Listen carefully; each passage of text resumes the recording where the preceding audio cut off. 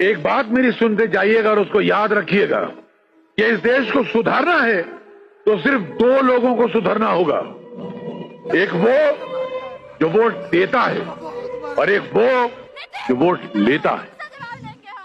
मगर अब जब यहां आया हूं तो मेरी समझ में नहीं आ रहा है कि मैं क्या कहूं, क्यों कहूं और किससे कहूं। इस भीड़ से कहूं जो 24 घंटे भेड़ बकरियों की तरह डरी और सहमी रहती है,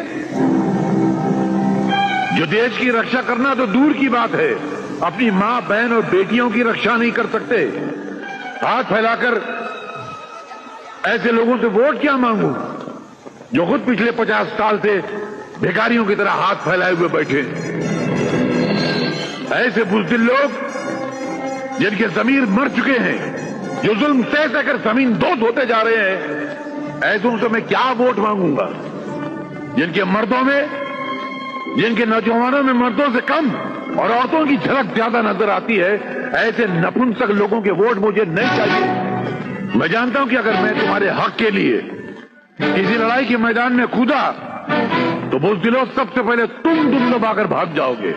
मुझे ऐसे नामर्दों के वोट नहीं चाहिए।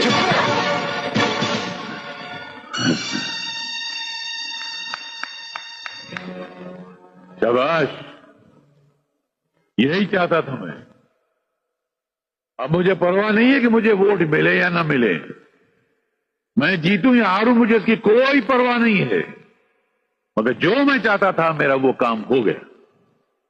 मैं चाहता था तुम्हारे मुर्दा जमीर जिंदा हो, तुम्हारे मन की सोई हुई आग जागे, अपने अंदर रक्षा करने का जज्बा पैदा हो। उसके आसार इस चप्पल से नजर आ गए और मैं कसम से कहता हूं कि यही जज्बा अगर हिंदुस्तान के हर मर्द, हर औरत, हर बूढ़े, हर बच्चे की दिल में पैदा हो जाए तो तुम पर जुल्म करने वाले, तुम्हारे साथ बेइंसाफी करने वाले, तुमको धोखा देने वालों के मुंह पर सुबह शाम चप्पलों की बारिश होगी।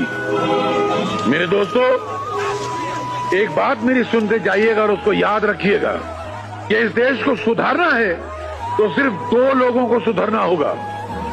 एक वो जो वोट देता है और एक वो जो वोट लेता है।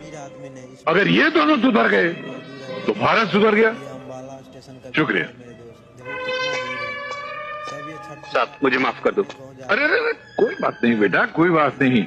और जिंदगी में हाथ जोड़ना, सर झुकाना, ये बंद कर दो। लोगों ने बहुत फायदा उठा लिया इसका। नहीं।